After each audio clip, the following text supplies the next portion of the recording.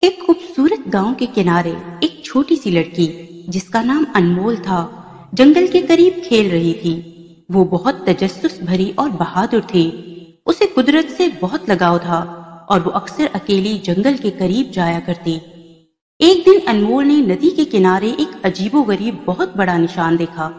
وہ حیران رہ گئی۔ یہ کسی جانور کے پاؤں کا نشان لگتا ہے، لیکن اتنا بڑا؟ اس نے حیرت سے کہا۔ پھر درختوں کے پیچھے سے ایک بہت بڑا مگر پرامن ڈائناسور نمودار ہوا۔ انمول ڈر گئی، لیکن جب اس نے دیکھا کہ وہ ڈائناسور مسکرا رہا ہے تو وہ تھوڑا پرسکون ہو گئی۔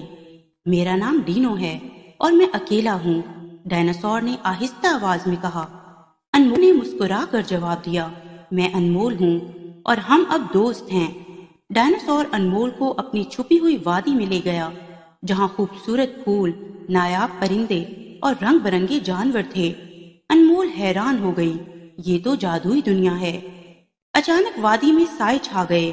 کچھ شکاری جو ڈائناسور کو پکڑنے آئے تھے چھپ کر سب کچھ دیکھ رہے تھے۔ انمول اور ڈائناسور نے ایک منصوبہ بنایا۔ ہمیں سب جانوروں کو خبردار کرنا ہوگا اور شکاریوں کو دھوکہ دینا ہوگا، انمول نے بہادری سے کہا۔ تمام جانوروں نے مل کر شکاریوں کو ایک چھوٹے راستے پر لگا دیا۔ شکاریوں کو لگا وہ ڈائناسور کا پیچھا کر رہے ہیں، لیکن وہ دلدل میں پھنس گئے۔ وادی بچ گئی۔